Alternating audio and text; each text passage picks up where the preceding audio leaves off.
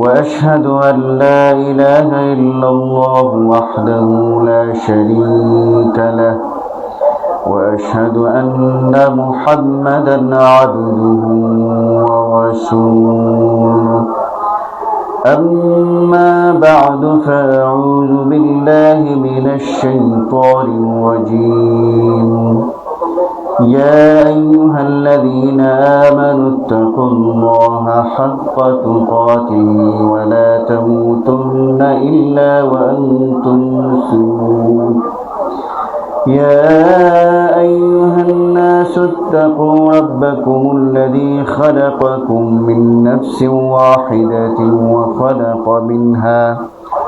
وخلق منها زوجها وبث منهما رجالا كثيرا ونساء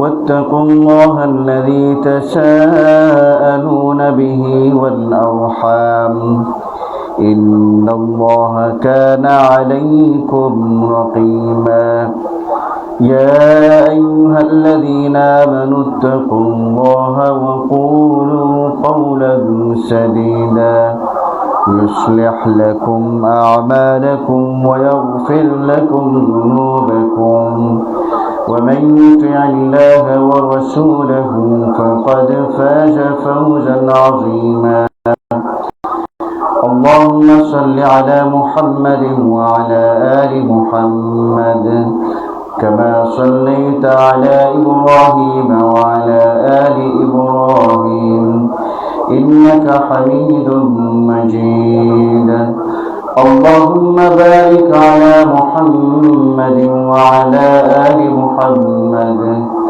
كما باركت على إبراهيم وعلى آل إبراهيم إنك حميد مجيد সমস্ত প্রশংসা মহান আল্লাহ রাব্বুল আলামিনের জন্য, যিনি আমাদেরকে জুমার সালাত আদায় করার উদ্দেশ্যে মসজিদে সমবেত হওয়ার তৌফিক দিয়েছেন। আমরা বলি আলহামদুলিল্লাহ। দুরূদ ও সালাম প্রেরণ করছি বিশ্ব মানবতার মহান শিক্ষক রাহমাতুল আলামিন মুহাম্মদুর রাসূলুল্লাহ সাল্লাল্লাহু আলাইহি ওয়াসাল্লামের উপর, যার আনিত বিধান অনুসরণ করার মাধ্যমে রয়েছে মানব জাতির জন্য ইহকালীন কল্যাণ এবং পরকালীন মুক্তি। আমি আপনাদের সামনে রমাদান মাসের ফজিলত গুরুত্ব সম্পর্কে আলোচনা করার চেষ্টা করব এবং এই মাসে আমাদের করণীয় কি এ সম্পর্কে আলোচনা করার চেষ্টা করব। আমা তাওফীক ইল্লা বিল্লাহ আলাইহি তাওয়াক্কালতু ওয়া ইলাইহি উনীব। রমাদান মাস এটা অন্যান্য আরো 11টা মাসের চাইতে গুরুত্বপূর্ণ একটা মাস, ফজিলতপূর্ণ একটা মাস।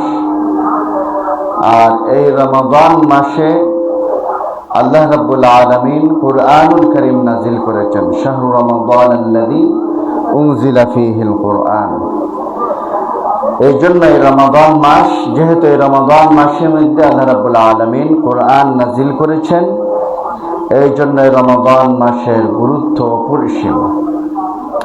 এবং এই রমাদান মাসে আল্লাহ রাব্বুল আলামিন আমাদের জন্য সিয়ামকে ফরজ করেছেন। তো রমাদান মাসের ফজিলত সম্পর্কে রাসূলুল্লাহ সাল্লাল্লাহু আলাইহি ওয়াসাল্লাম বলছেন, إذا دخل شهر رمضان فتحت أبواب السماء وفي رواية فتحت أبواب الجنة وغلقت أبواب جهنم وسلسلة الشياطين। যখন রমাদান মাস আগমন করে তখন আসমানের দরজাসমূহ খুলে দেওয়া হয়। অন্য বর্ণনায় আছে জান্নাতের দরজাসমূহ খুলে দেওয়া হয়, জাহান্নামের দরজাসমূহ বন্ধ করে দেওয়া হয় এবং শয়তানকে শৃঙ্খলিত করা হয়। অন্য বর্ণনায় রয়েছে রহমতের দ্বারসমূহ দরজাসমূহ খুলে দেওয়া হয়। সুবহানাল্লাহ। এই জন্য রমাদান মাস অত্যন্ত গুরুত্বপূর্ণ মাস, ফজিলতপূর্ণ মাস। রমাদান মাস আমাদের কাছে হয়ে গেছে রমাদান মাস এটা সংস্কৃতির মতো। সিয়াম রোজা রাখাটা একটা সংস্কৃতির মতো। অনেকে বলে যে এটা মুসলিমদের সংস্কৃতি, অথচ এটা ইবাদতের মাস এবং এটাকে সংস্কৃতি মনে করে মসজিদের মধ্যে সাজসজ্জা করে, মসজিদের মধ্যে লাইটিং করে, তারপরে সারাদিন বাহারি খাবারের আয়োজন করে, এই যে খাবার নিয়ে সারাক্ষণ ব্যস্ত থাকে, এটা সংস্কৃতি মনে করতেছে। অথচ এই রমাদান মাস হচ্ছে ইবাদতের মাস। রমাদান মাস হচ্ছে ইবাদত বন্দেগী করার মাস, সালাত সিয়াম এবং নিজেকে সংশোধন করার মাস হচ্ছে রমাদান মাস। রাসূলুল্লাহ সাল্লাল্লাহু আলাইহি ওয়াসাল্লাম বলছেন, ইযা কানা আউয়ালু লাইলাতিন মিন শাহরি রমাদান সাফফাতিস শায়াতিন ওয়া মারাদাতুল জিন ওয়া গুল্লিকাত আবওয়াবুন নার ফালাম ইফতাহ মিনহা বাব ওয়া ফুতিহাত আবওয়াবু জাহান্নাম ফালাম ইউগলাক মিনহা বাব ওয়া ইউনাদি মুনাদি ইয়া বাগিয়াল খায়রি আকবিল ওয়া ইয়া বাগিয়াশ শাররি আকসির ওয়ালিল্লাহি উতাকাউ মিনান নার ওয়া যালিকা কুল্লা লাইলা। যখন রমাদান রাত্রি আসে তখন শয়তান এবং অবৈধ জিনগুলোকে শৃঙ্খলিত করা হয়, জাহান্নামের দরজা সমূহকে বন্ধ করা হয়, অতঃপর উহা কোনো দরজাই খোলা হয় না। অতঃপর জান্নাতের দরজা সমূহ খোলা হয়, তারপরে এই দরজা সমূহ আর বন্ধ করা হয় না। এবং এই মাসে একজন আহ্বানকারী আহ্বান করেন, ইয়া বাগিয়াল খায়রি আকবিল, যে হে কল্যাণের অনুসন্ধানকারী, তুমি কল্যাণের দিকে অগ্রসর হও। যে ব্যক্তি সালাত আদায় করতেছে, ভালো কাজ করতেছে, ওই ব্যক্তিকে উদ্দেশ্য করে বলেন যে তুমি ভালোর দিকে আরো বেশি অগ্রসর হও। এবং যে ব্যক্তি খারাপ কাজ করতেছে, অকল্যাণ কাজ করতেছে, ওই আহ্বান করে তাকে উদ্দেশ্য করে বলেন, ওয়া বাগিয়াশ শাররি আকসির, হে অকল্যাণের অনুসন্ধানকারী, অকল্যাণমুখী ব্যক্তিকে বলেন যে তুমি বিরত হও। এবং আল্লাহ তাআলা এই মাসে বহু ব্যক্তিকে জাহান্নাম হতে মুক্তি দেন এবং তা প্রত্যেক রাতেই তা দিয়ে থাকেন। এই জন্য এই মাসটা অত্যন্ত গুরুত্বপূর্ণ মাস।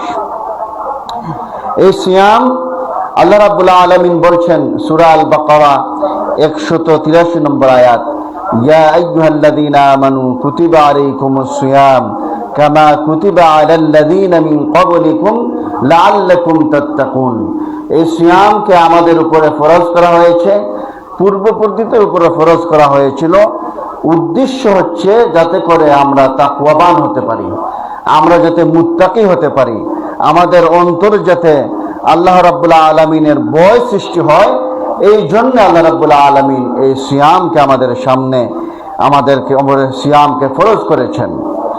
আর এই সিয়াম হচ্ছে মানুষকে সকল প্রকার অন্যায় কাজ থেকে বিরত রাখে। রাসূলুল্লাহ সাল্লাল্লাহু আলাইহি সাল্লাম বলছেন যে সিয়াম হচ্ছে ডাল স্বরূপ।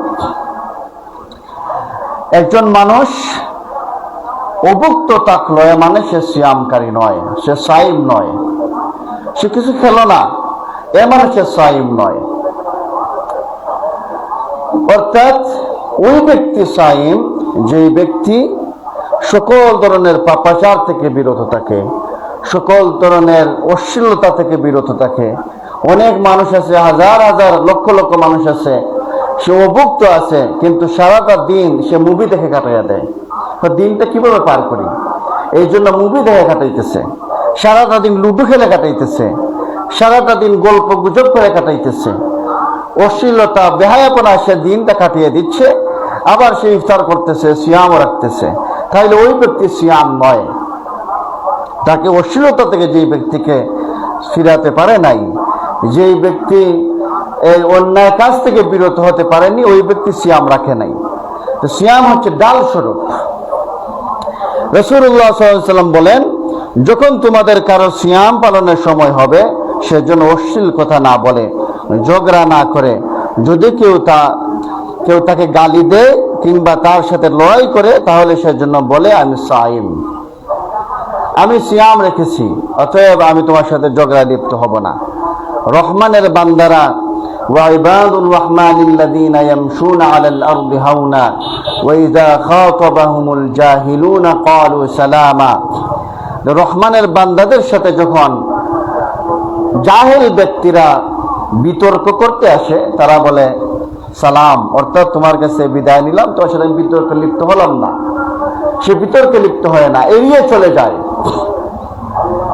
হকপন্থী থাকার পরেও, সঠিক থাকার পরেও যে ব্যক্তি বিতর্ক এড়িয়ে চলবে, রাসূলুল্লাহ সাল্লাল্লাহু আলাইহি ওয়াসাল্লাম বলছেন, আনা যাঈমুন বিবাইতিন ফি রাবাদিল জান্নাহ লিমান তাওয়াকাল মিরআ ওয়া ইন কানা মুহিক্কান, যে আমি ওই ব্যক্তির জন্য জান্নাতের পার্শ্ব দেশে একটা ঘর নির্মাণের জিম্মাদার, যেই ব্যক্তি হকপন্থী থাকার পরেও সে বিতর্ক থেকে ফিরে থাকবে।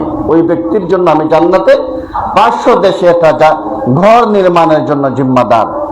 অতএব একজন মুমিন ব্যক্তি, একজন ঈমানদার ব্যক্তি অযথা বিতর্কে লিপ্ত হবে না, অযথা অশ্লীলতায় লিপ্ত হবে না, মানুষের সাথে ঝগড়া ফাসাদে লিপ্ত হবে না। রমাদান হোক, রমাদান ছাড়াই হোক, হকপন্থী থাকার পরেও, সঠিক থাকার পরেও সে বিতর্ক থেকে নিজেকে বিরত রাখবে। এই যে সিয়াম কেন ফরজ করা হয়েছে? যাতে করে আমরা তাকওয়া অবলম্বন করতে পারি। আর এই তাকওয়াটা হচ্ছে যে সার্বক্ষণিক আল্লাহ রাব্বুল আলামিনের ভয় অন্তঃকরণে থাকা। সার্বক্ষণিক ইবাদতের শর্ত হচ্ছে যে আপনার আল্লাহর ভয় থাকা লাগবে, আল্লাহর প্রতি আশা থাকা লাগবে, আল্লাহ রাব্বুল আলামিনের মুহাব্বত থাকা লাগবে। এই তিনটা বিষয়ের সমন্বয় হলে ইবাদত হবে। অতএব যে উদ্দেশ্যে তাকওয়াটা কি, যেমন আপনি সিয়াম রাখছেন, আপনি কিন্তু গোপনে অন্ধকার রুমে বসে কিছু খান না। কেন খান না? যে আমি সিয়াম রাখছি, আল্লাহ রাব্বুল আলামিন দেখতেছেন। এই তাকওয়ার প্র্যাকটিস রমাদানের মাসে সিয়ামের মাধ্যমে হচ্ছে। আপনি ইচ্ছা করলেই গোপনে পানি খেয়ে নিতে পারেন। কেন পানি খাচ্ছেন না? যে আল্লাহ রাব্বুল আলামিন দেখতেছেন, আমার সিয়াম হবে না, আমার রোজা হবে না, এই জন্য আমি পানি খাইতেছি না। এটাই তাকওয়া। যে আমি জীবনের সর্বক্ষেত্রে সার্বক্ষণিক যে কাজই আমি করি না কেন, আমার অন্তরে এই চিন্তা থাকবে যে আল্লাহ রাব্বুল আলামিন আমাকে দেখতেছেন, তাকে হিসাব দেওয়া লাগবে। এটাই তাকওয়া। এই তাকওয়া যখন অর্জন হয়ে যাবে, ওই ব্যক্তি কোরআন দ্বারা হেদায়েত প্রাপ্ত হবে। হুদাল লিল মুত্তাকিন, যে মুত্তাকিদের জন্য এই কিতাব হেদায়েত দিবে। যে ব্যক্তির অন্তরে সার্বক্ষণিক চিন্তা থাকবে যে আল্লাহ রাব্বুল আলামিনের কাছে হিসাব দেওয়া লাগবে, তিনি আমাকে দেখতেছেন। যেমন আপনি একটা রুমের মধ্যে আছেন, আর যে রুমের মধ্যে 24টা ঘন্টা সিসি ক্যামেরা দ্বারা পর্যবেক্ষণ করা হচ্ছে, এবং এই রুমের মধ্যে আপনি যে কাজগুলা করতেছেন, এই কাজ অনুযায়ী আপনাকে হয়তো পুরস্কৃত করা হবে, নতুবা আপনাকে শাস্তি দেওয়া হবে। এই ব্যক্তি তো দেখতেছে চতুর্দিকে ক্যামেরা আছে, আমাকে যে নির্দেশনা দেওয়া হয়েছে, এই নির্দেশনার বাইরে যদি আমি যাই, এই ক্যামেরার মধ্যে উঠে যাবে, অতএব আমি শাস্তির সম্মুখীন হব। আর যদি যে নির্দেশনা দেওয়া হয়েছে ওই নির্দেশনা অনুযায়ী যদি চলি, তাহলে আমাকে পুরস্কৃত করা হবে। দেখেন, সিসি ক্যামেরা আছে, মোবাইলের সামনে আছে অথবা ক্যামেরার সামনে আছে, ওই সময় কিন্তু সে খারাপ কাজ করে না। যদি খারাপ কিছু দেখতে হয় তাহলে অন্ধকার রুমের মধ্যে দেখে, মোবাইল বাইর করে অন্ধকার রুমের মধ্যে দেখে। সিসি ক্যামেরা আছে এই রুমের মধ্যে, সে খারাপ কাজ করবে না। একজন মুত্তাকি তাকওয়াটা ওই রকমই যে আল্লাহ রাব্বুল আলামিন আমাকে দেখতেছেন, সার্বক্ষণিক দেখতেছেন, তার বাইরে দেখার বাইরে আমার যাওয়ার কোনো সুযোগ নাই। অন্ধকার রুমের মধ্যে আছেন আপনি, অন্ধকার রুমের মধ্যে মানুষে চিন্তা করে যে আমারও তো কেউ দেখতেছে না, তাইলে আমি একটা খারাপ দৃশ্য মোবাইলের মধ্যে দেখি, তাহলে তার অন্তরে তাকওয়া সৃষ্টি হয় নাই। যদি তাকওয়া সৃষ্টি হয় তাহলে তার এটা জাগ্রত হতো যে আমাকে তো আল্লাহ রাব্বুল আলামিন দেখতেছেন, কোনো মানুষ দেখতেছে না, কিন্তু আল্লাহ রাব্বুল আলামিনকে দেখতেছেন। আর তার দেখা তো অন্ধকার কি আর আলো কি? অন্ধকারে যেমন দেখেন আলোর মধ্যে তেমনই দেখেন। তাহলে তার দৃষ্টির বাইরে যেহেতু আমার যাওয়ার সুযোগ নাই, তাহলে আমি অন্ধকারের মধ্যেও আমি খারাপ কোনো কাজ করব না, খারাপ কোনো দৃশ্য দেখব না, অশ্লীলতা বেহায়াপনায় লিপ্ত হব না। এটাই হচ্ছে তাকওয়া। এই তাকওয়া অর্জন করার জন্যই রমাদান মাস আমাদের জন্য আল্লাহ রাব্বুল আলামিন সিয়াম ফরজ করেছেন। আর এই যে সিয়াম, এই সিয়ামের পুরস্কার প্রতিদান স্বয়ং আল্লাহ রাব্বুল আলামিন নিজে দিবেন। আল্লাহ রাব্বুল রাসূলুল্লাহ সাল্লাল্লাহু আলাইহি সাল্লাম বলছেন যে আল্লাহ রাব্বুল আলামিন তিনি বলছেন ফাইন্নাহু লি ওয়া আনা আজরি বি, নিশ্চয়ই সিয়াম আমার জন্য এবং আমি নিজেই তার প্রতিদান দিব। আল্লাহ রাব্বুল আলামিন যেই ইবাদতের যেই কাজের পুরস্কার দিবেন, এটা কেমন পুরস্কার হতে পারে? সুবহানাল্লাহ। তিনি নিজ হাতের পুরস্কার প্রতিদান দিবেন, কেমন পুরস্কার হতে পারে? আর এই ইবাদতটা আমাদের কেমন করে আদায় করা উচিত, কেমন সুন্দর করে আদায় করা উচিত, এটা আমাদের চিন্তা করা উচিত। এটাকে আনুষ্ঠানিকতা করা উচিত নাকি ইবাদত হিসাবে আমাদের এভাবে সুন্দর ইবাদত করা উচিত? তো এই যে রমাদান মাস, এই রমাদান মাসে আমাদেরকে পূর্ণ মনোযোগ সহকারে আমাদের ইবাদত বন্দেগী করতে হবে, যথাযথ হক আদায় করে আমাদের সিয়াম পালন করতে হবে, যথাযথ হক আদায় করে আমাদের সালাত আদায় করতে হবে। আমাদের সালাতের অবস্থা হয়ে গেছে এমন যে আমরা বেশি অংশ মসজিদে আমাদের যে সালাত এমন ভাবে পড়ে, কোরআন তেলাওয়াত এমন ভাবে করে যে কিছুই বোঝা যায় না, কি তেলাওয়াত করতেছে কিছুই বোঝা যাচ্ছে না, অথচ তাকে 20 রাকাত তারাবি পড়তেই হবে। এইদিকে কোরআনকে অবমাননা করতেছে, কোরআনের সাথে বেয়াদবিমূলক আচরণ করতেছে।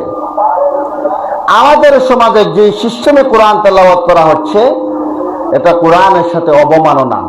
কোরআন নাজিলের মাস শাহরুর রমাদান আল্লাযী উনজিলা ফীহিল কোরআন, যেই মাসের মধ্যে কোরআন নাজিল করা হয়েছে, এই কোরআন নাজিলের মাসে আমরা কোরআনকে অবমাননা করতেছি। আপনার 20 রাকাত পড়তে হবে, এটা বাধ্যতামূলক কিছু না। রাসূলুল্লাহ সাল্লাল্লাহু আলাইহি ওয়াসাল্লাম কখনো 20 রাকাত তারাবি সালাত করেন নাই। রাতের সালাত তিনি সর্বোচ্চ 8, 3, 11, 10 রাকাত করেছেন, এর বেশি করেন নাই। কিন্তু 20 রাকাত পড়তে পারেন, না জায়েজ নয়, গুনাহের কাজ নয়, তবে 20 রাকাত হতে হবে রাসূলুল্লাহ সাল্লাল্লাহু আলাইহি ওয়াসাল্লাম ভাবে কোরআন অবমাননা করেন। আল্লাহ তাআলা বলেন আল্লাযী খালাকাল মাউতা ওয়াল হায়াতা লিয়াবলুয়াকুম আইয়ুকুম আহসানু আমালা। এখানে কি বলছেন যে আহসানু আমালা না, আল্লাযী খালাকাল মাউতা ওয়াল হায়াতা লিয়াবলুয়াকুম আইয়ুকুম আহসানু আমালা। তার জীবন মৃত্যু দান করা হয়েছে।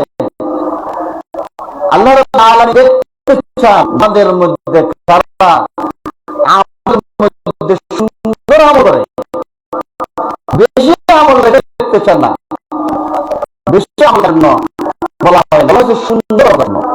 রাসূলুল্লাহ সাল্লাল্লাহু আলাইহি ওয়াসাল্লাম শিক্ষা হচ্ছে সুন্দর ভাবে আমরা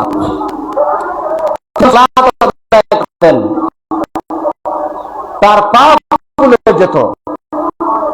রাসূলুল্লাহ সালাতে দাঁড়াতেন, ওনার পা ভুলে যেত। যখন সালাতে দাঁড়াতেন, রাসূলের মধ্যে ভয় পেয়ে দাঁড়াতেন। রাসূলুল্লাহ সাল্লাল্লাহু আলাইহি ওয়াসাল্লাম রুকুতে যান, মনে হতো দাঁড়াবেন না। যখন সিজদা করেন, মনে হতো তিনি সিজদা থেকে উঠবেন না।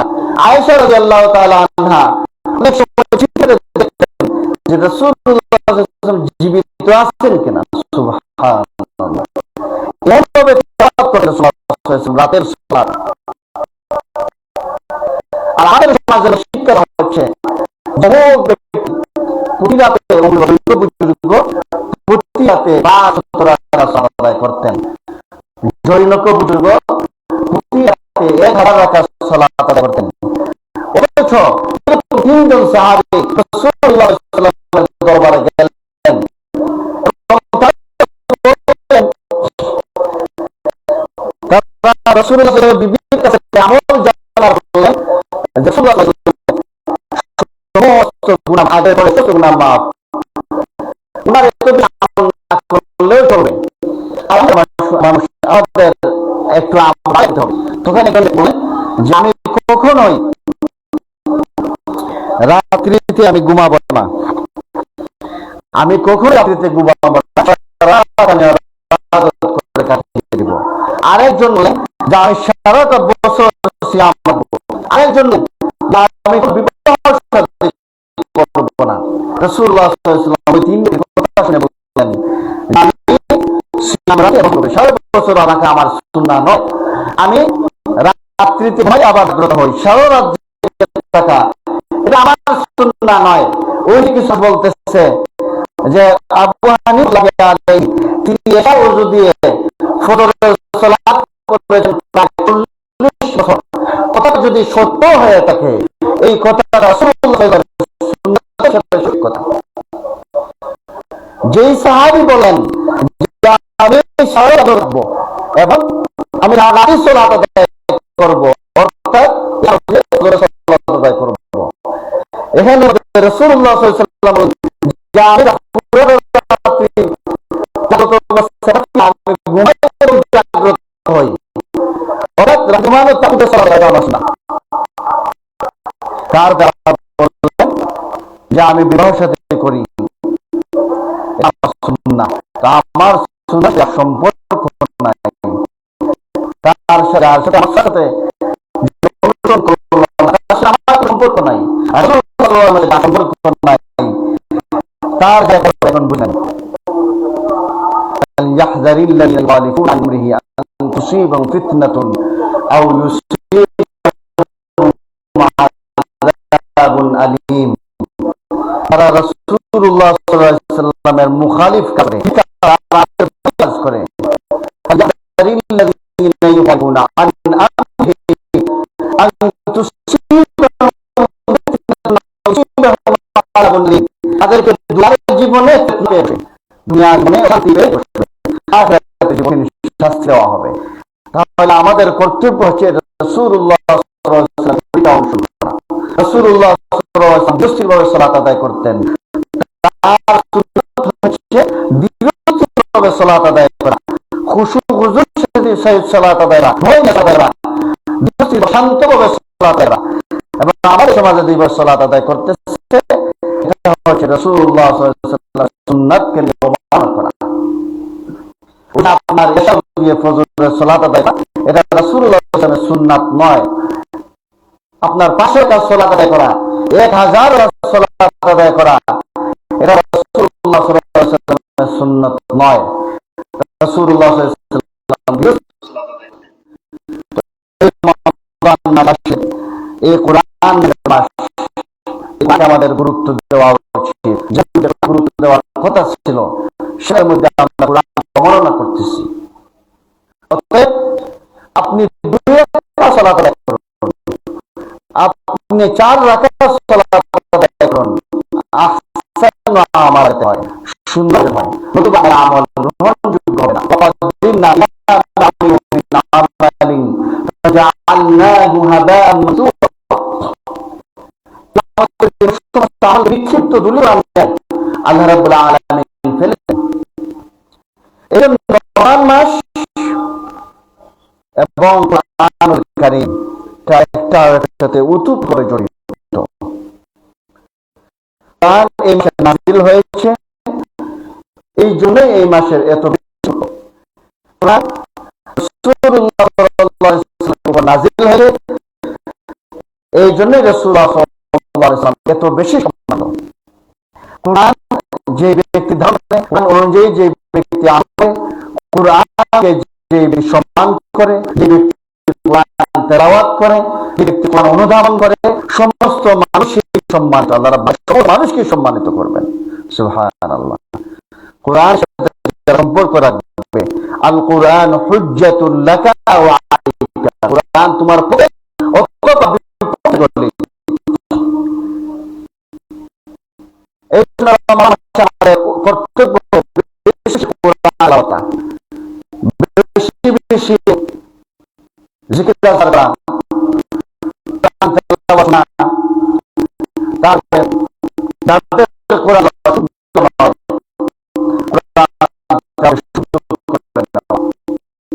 এই মাসের মধ্যে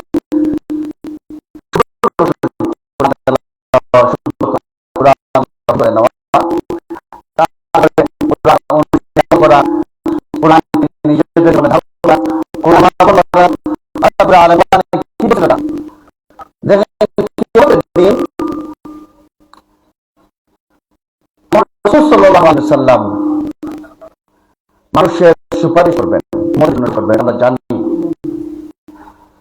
কিন্তু উম্মতের বিরুদ্ধে তিনি মামলা দায়ের করবেন, অভিযোগ দায়ের করবেন। আল্লাহ রাব্বুল আলামিন বলছেন, وقال الرسول يا رب إن قومي اتخذوا هذا القرآن مهجورا। তিনি আল্লাহ রাব্বুল আলামিনকে বলেন, وقال الرسول, সেদিন রাসূল বলবেন, ইয়া রব, হে আমার রব, ইন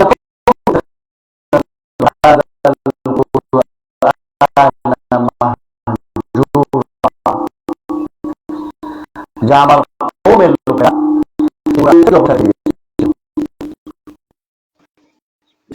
তেলাওয়াত করে না, তাদের বিরুদ্ধে রাসূল যা কোরআনকে পরিপূর্ণ অবস্থায় রেখে দিয়েছিল। আমাদের কোরআনের সাথে সম্পর্ক নাই, আমরা কোরআন তেলাওয়াত করি না,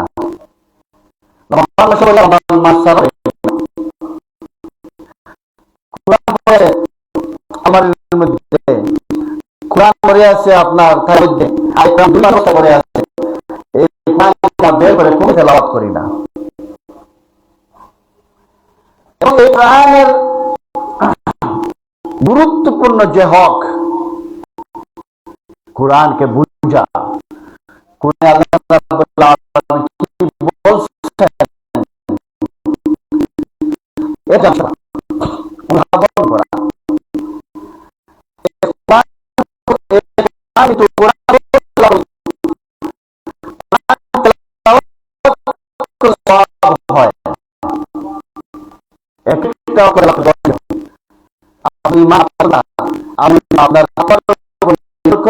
বেশি সর্বোচ্চ শাসক হতে পারে। সুবহানাল্লাহ। তো কোরআন তেলাওয়াত করলে সবাই একটা বৈশিষ্ট্য, কোরআনের গুণ হচ্ছে যে কোরআন তেলাওয়াত করলে সওয়াব, এটা আলাদা একটা বৈশিষ্ট্য। কিন্তু কোরআন কারীম শুধুমাত্র তেলাওয়াত করার জন্য নয়। আল্লাহ রাব্বুল আলামিন বলেছেন, শাহরু রমাদানাল্লাযী উনজিলা ফীহিল কুরআন হুদাল লিন-নাস ওয়া বাইয়িনাতিন মিনাল হুদা ওয়াল ফুরকান। নাযিল করা হয়েছে, এই কোরআন মানুষের পথ দেখানোর নাযিল করা হয়েছে, কোরআন মানুষের সংবাদদাতা হিসেবে নাযিল করা হয়েছে। রাসূলুল্লাহ সাল্লাল্লাহু আলাইহি ওয়াসাল্লাম আল্লাহ রাব্বুল আলামিন বলেছেন যে কিতাবুন আনজালনাহু ইলাইকা তুখরিজান নাস মিনাজ যুলুমাতি ইলান নূর। এই যে কিতাব আমি তোমার উপর দিয়েছি, যাতে করে তুমি কিতাব মানুষকে অন্ধকার সমূহ থেকে আলোর দিকে নিয়ে আসতে পারো। তাহলে এই কোরআন দ্বারা রাসূলুল্লাহ সাল্লাল্লাহু আলাইহি ওয়াসাল্লাম যে সমাজটা অন্ধকারপূর্ণ সমাজ ছিল, যে সমাজের মানুষ তার জীবন তো ফেলে দিত, যে সমাজের মানুষ মারামারি, গুত্রে গুত্রে মারামারিতে লিপ্ত থাকত, এই সব মানুষকে তিনি যেমন পরিণত করলেন। রাসূলুল্লাহ সাল্লাল্লাহু আলাইহি ওয়াসাল্লাম বললেন যে সর্বশ্রেষ্ঠ যুগ হচ্ছে আমার জানা। পরিণত করলেন কিভাবে? সর্বশ্রেষ্ঠ মানুষ হিসেবে কোরআনের মাধ্যমে। কিতাবুন আনজালনাহু ইলাইকা তুখরিজান নাস মিনাজ যুলুমাতি ইলান নূর। যে কিতাব আল্লাহ রাব্বুল আলামিন বলেছেন যে কিতাব এই জন্য নাযিল করছি যাতে করে তুমি অন্ধকার সমূহ থেকে আলো দেখে নিয়ে আসো। তাহলে এই অন্ধকার সমাজকে রাসূলুল্লাহ কোরআনের মাধ্যমে আলোকিত করলেন। শেষে রাসূলুল্লাহ বলেন, দেখতেছ এরা হচ্ছে মানুষ। এই কোরআন এখনো আছে। কি বলতে আমরা চেষ্টা করি না, অনুধাবন করার চেষ্টা করি, আমাদের অন্তর হয়ে গেছে।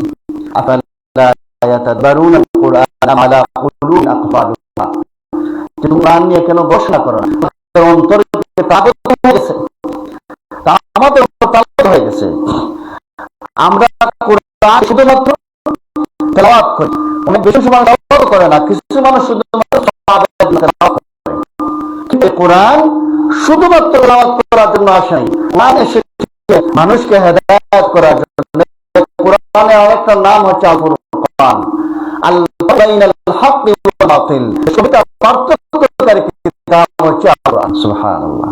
কোনটা হক, কোনটা বাতিল, কোনটা সত্য, কোনটা মিথ্যা, কোনটা খারাপ, সকল কিছু শিক্ষা দেবে আল কোরআন। এই জন্য রমাদান মাসে, কোরআনের মাসে আমাদের টার্গেট হবে 2 রমাদান। আমাদের টার্গেট হবে রমাদান মাসে যাতে আমি আল্লাহ রাব্বুল আলামিন কি আমাকে বলছেন। আমাদের অবস্থা দেখেন, আমাদের বাইরের মধ্যে আওয়াজ হয়, নবী হচ্ছে দিকে কি মেসেজ দিল সাথে সাথে দেখে কোন চিঠি আসছে, হয়তো না ইংরেজিতে চিঠি আসছে, যিনি ইংরেজি তার যায় একটু বুঝাই বলবো, আরবিতে যিনি আরবি জানেন তার কাছে যায়, কি আসছে। এই যে কোরআন, এই কোরআন আপনার কাছে আল্লাহর আলামিনের বার্তা, এটা চিঠি, এটা মেসেজ। আমার এখানে দিক নির্দেশনা আছে, আপনার আমার এখানে চলার পথের নির্দেশনা দেন, তিনি আমার সাথে বলতে চান। অথচ আমি আজ পর্যন্ত এত বড় নোটিফিকেশন আজ পর্যন্ত খুলে দেখলাম না, কি হতে পারে? তাইলে সে কিভাবে তার সমাজে বিবর্তন আসবে? মানুষের উপরে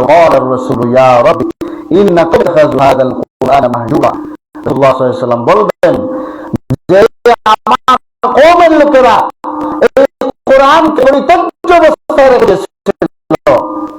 আপনি চান, আপনি কি নিয়ে গেছেন, কি বলছিলেন? কোনদিন এক একজন মানুষ সারা জীবন কাটিয়ে দিয়েছে, চেষ্টা করে নাই যে আপনি কি পারতেছেন, চেষ্টা করে নাই। আমরা অনুধাবন করতাম, কোরআন যদি তফসীর করতাম, আমাদের অন্তরের মধ্যে কুলসিত আছে, অন্তরের মধ্যে কি নুরানি আছে, আমাদের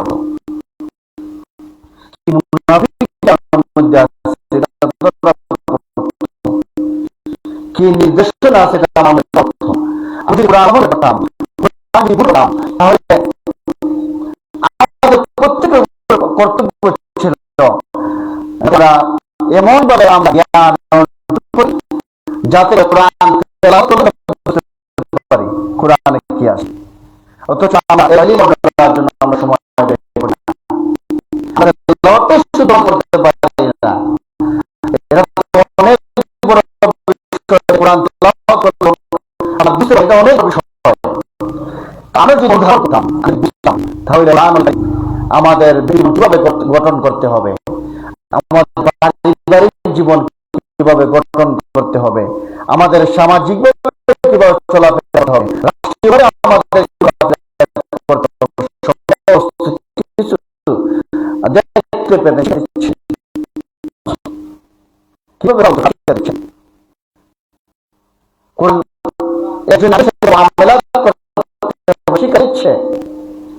আমরা যদি কোরআন পড়তে অনুধাবন করতাম, তাহলে দেখতাম বলছেন ইয়া আইয়ুহাল্লাযীনা আমানু লা ইয়াসখার কওমুন মিন কওমিন হাত্তা ইয়াকুনু খায়রাম মিনহুম ওয়া লাইসা মিন নিসাইন আসা ইয়াকুননা খায়রাম মিনহুন্না ওয়া তালমিজু আনসারা। কুরআন পড়লে জানতেন আল্লাহ রাব্বুল আলামিন বলেন যে তোমরা একটা আরেকটা কওমকে তাচ্ছিল্যের কথা বলা, একজন পুরুষ আরেকজন পুরুষকে তাচ্ছিল্য করে কথা বলা, একজন নারী আরেকজন নারীকে তাচ্ছিল্য করবে না, খারাপ ভাষা শুন করবে না, মন্দ নামে তাকে ডাকবে না। আর আমাদের সমাজে একজন আরেকজনকে মন্দ নামে ডাকতেছে, আরেকজন পরিপূর্ণ কথা বলতেছে। ইয়া আইয়ুহাল্লাযীনা আমানু কাসীরান মিনাল যাননি ওয়া লা তাজাসসু। আমি যদি কুরআন পড়তাম জানতাম এই যে আসলে আমি এই চাই বসে যে আমি জীবন করতেছি, এই জীবন নিকৃষ্ট একটা বিষয় যে আমি বসে আমি বিভিন্ন দোকানে বসে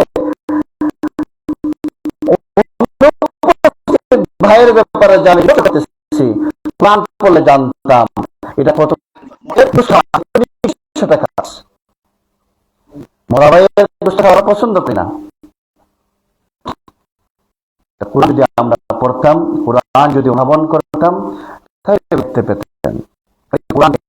এই জন্য রমাদান মাসে আমাদের বুঝে পড়তে হবে, এই কোরআনকে অনুধাবন করতে হবে।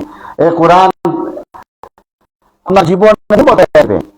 এই কোরআন এক একটা আয়াত নিয়ে আপনি যখন চিন্তা করবেন আপনার হেদায়েতের মাধ্যম হয়ে যাবে।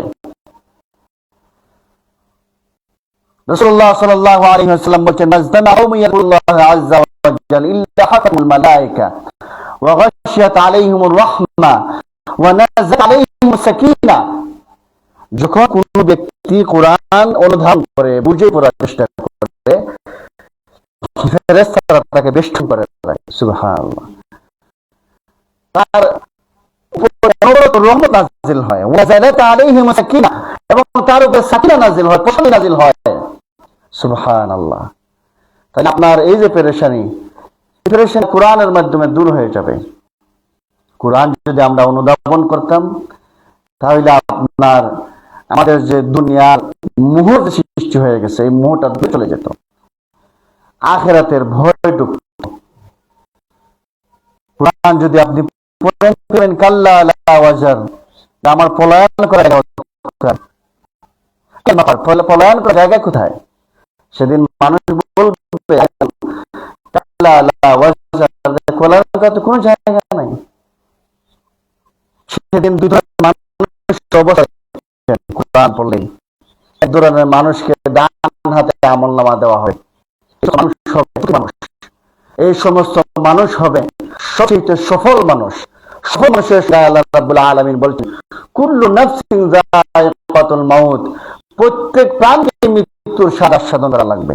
ওয়া ইন্নামা তুওয়াফাউনা উজুরাকুম ইয়াউমাল কিয়ামাহ, কিয়ামতের দিন দুনিয়া যা কিছু করতেছেন সমস্ত কিছুর পূর্ণাঙ্গ আজর দেওয়া হবে।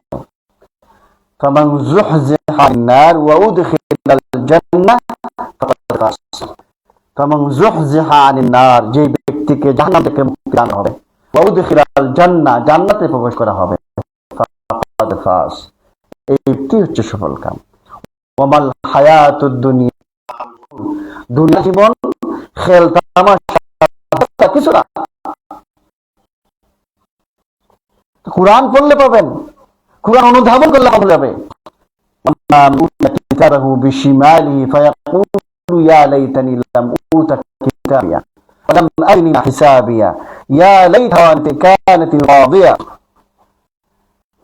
সেদিন যাদেরকে বাম হাতে আমলনামা দেওয়া হবে, আপনি যখন একাকী এটা চিন্তা করবেন, আফলা ইয়াতাদাব্বারুনাল কুরআনা মা আলা কুলুবিন আকফালহা, চিন্তা করবেন।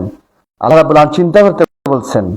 আপনি চিন্তা করবেন, আপনি দুনিয়া থেকে চলে গেছেন, আখিরাতের জীবনে আছেন, আপনি হাসরের মাঠে আছেন, এক ব্যক্তি আপনার সামনে ভালো আমল করার কারণে সেটা আল্লাহ দেখতে দেখো আমার আমল করুন। আমি জানতাম আমার এখানে হিসাব দেওয়া লাগবে, আমার একদিন লাগবে, এই জন্য এই জন্য এই তো আমার ফলাফল, এই জন্য কত সুন্দর জীবন আছে। এক ব্যক্তি ভাবে দেখাবে, আজ ঘোষণা আসবে তুমি পাগল চিরকাল, বসবাস করো, খাও, থাকো, সুন্দর জীবন যাপন করো।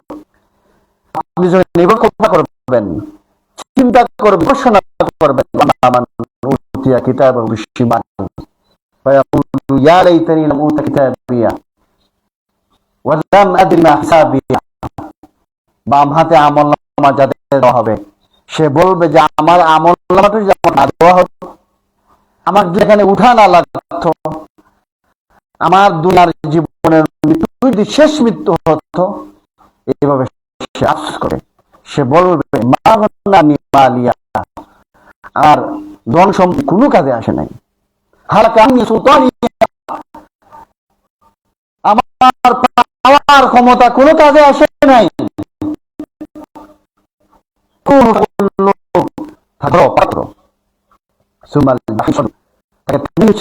যাও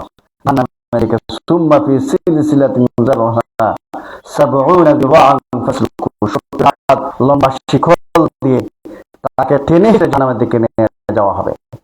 এবার আপনি খারাপ কাজ বুঝে সারবেন, আপনাকে মেরে আসে। এজন্য দুনিয়ার দ্বন্দ্ব এগুলা কিছুই না। সেদিন যাদের দ্বন্দ্ব থাকবে, সে ভালো কাজে দ্বন্দ্ব কাজে লাগানি, খারাপ কাজ সম্পত্তি ব্যয় করছে। আপনার অট্টালিকা করার কি দরকার, কি প্রয়োজন? অট্টালিকা করার কোনো প্রয়োজন আমাদের আমরা অনেকে ভালো না, কিন্তু মসজিদটা নিজে দিয়ে করছে, আলহামদুলিল্লাহ, এত সুন্দর করছেন, স্বাভাবিক অবস্থা। তুমি বাড়ি করে একটা স্বপ্ন, আল্লাহর ঘরটা করে যাবেন, সুন্দর সালাত আদায় করবে। আপনার সম্পদ যদি থাকে, আল্লাহ রাব্বুল আলামিন বলেন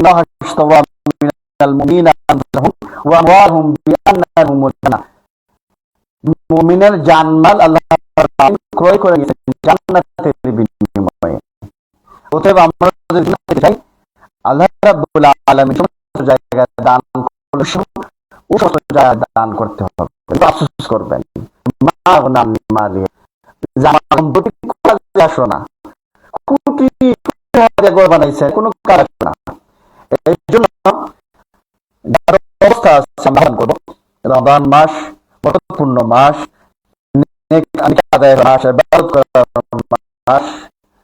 এই মাসে তেলাওয়াত বেশি হয়, এই মাসে দান করলে জিকির আজকার করলে বেশি সওয়াব হয়। এই মাসের মধ্যে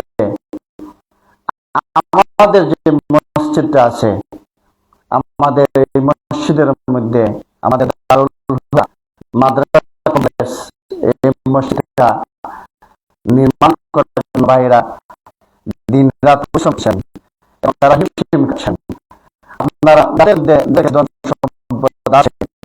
অবস্থা আছে, এটার মধ্যে আপনারা শরীর তারা বাস করবো, এটা আপনার এর মধ্যে উশিলা হবে। এই জন্য এটা খুবই প্রয়োজন। উপরে নাই মসজিদের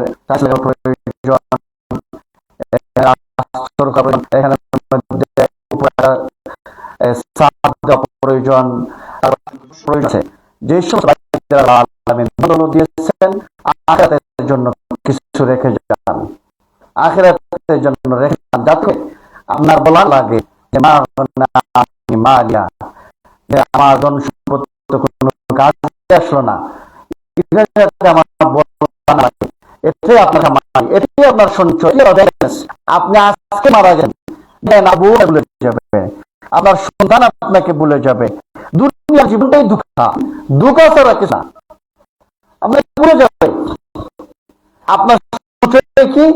এই যে মসজিদে আপনি কিছু দিচ্ছেন, এটা আপনার সঞ্চয়। এই যে মানুষের কিছু দিচ্ছেন, এটা আপনার এতিমকে যে কিছু দিচ্ছেন, এটা আপনার সঞ্চয়। আর এই মসজিদের মধ্যে কিছু দেওয়া মানে এই মসজিদ যতদিন লাগবে ইবাদত করবে আপনার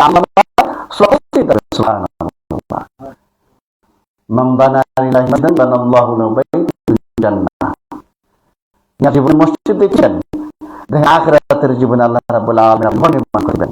সুবহানাল্লাহ। এই জন্য আমাদের আপনার এক বেলা না খেয়ে দান করেন, কষ্ট করে দান করেন, আসে দান করেন কেন, না খেয়ে দান করেন, সঞ্চয় করেন। আসলে আমরা এই যে বিষয়ে আমাদের জানতাম, ইমান যত বেশি থাকবে, কোরআনের কথা, রাসূলের হাদিসের কথা আমরা ওইভাবে ধারণ করব, না সঞ্চয়। এই জন্য আল্লাহ রাব্বুল আলামিন আমাদের যে সমস্ত ভাইদের অবস্থা আছে, যাদের অবস্থা নাই, তারাও শরীক থাকবেন। আল্লাহ রাব্বুল আলামিন তৌফিক দান করুন, আমিন। যাতে আখিরাতের জীবনের জন্য সঞ্চয় করে যেতে পারি, আখিরাতের জীবনে আমাদের আফসোস করা নাই, যাতে করে আমাদের সামান নিয়ে যেতে পারি। আল্লাহ রাব্বুল আলামিন তৌফিক দান করুন।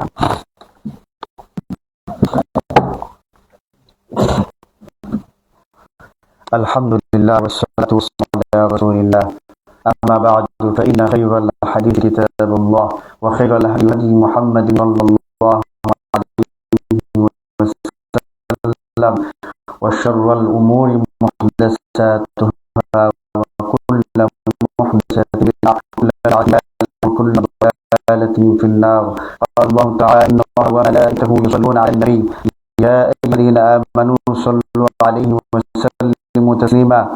اللهم صل على محمد وعلى آل محمد كما صليت على إبراهيم وعلى آل إبراهيم إنك حميد مجيد. اللهم بارك على محمد وعلى آل محمد كما باركت على إبراهيم وعلى آل إبراهيم إنك حميد مجيد. আল্লাহ রাব্বুল আলামিন আমাদের জীবনের সমস্ত গুনাহ মাফ করে দেন, আমাদের জীবনের ছোট গুনাহ মাফ করে দেন, বড় গুনাহ মাফ করে দেন, আমাদের জীবনের প্রকাশ গুনাহ মাফ করে দেন, আমাদের জীবনের বড়গুলো মাফ করে দেন। আল্লাহ রাব্বুল আলামিন আমাদের শিরকে মাফ করে দেন, আমাদের গুনাহ মাফ করে দেন। আল্লাহ আলামিন আমাদেরকে কোরআন এবং সুন্নাহ অনুযায়ী জীবন যাপন পরিচালিত করতে দান করেন। আমাদের মধ্যে যারা সুস্থ আছে তাদেরকে সুস্থতা দান করেন, যারা মুসিবত আছে মুসিবত থেকে মুক্তি দান করেন। আল্লাহ রাব্বুল আলামিন আমাদের কিছু দিনী ভাইয়েরা এখানে মসজিদ মাদ্রাসা কমপ্লেক্স করেছেন, তাদের এই কষ্টকে কবুল করে নেন, তাদের আখিরাতের কল্যাণ দান করেন। যারা টাকা দিয়ে, পয়সা দিয়ে, শ্রম দিয়ে, বুদ্ধি দিয়ে, যারা যেভাবে এটা সহযোগিতা করতেছেন, তারা এখানে চাচ্ছেন যাতে তাওহীদের মারকাজ গড়ে ওঠে। আল্লাহ রাব্বুল আলামিন তাদের বাসনাগুলোকে কবুল করে নেন। আমাদের দিনী ভাইদের যাদের অবস্থা আছে তাদেরকে এখানের মধ্যে সুনজর আর তৌফিক দান করেন। এই মাদ্রাসা মসজিদকে পুরো দেশের জন্য তাদের মার্কে কবুল করে নেন।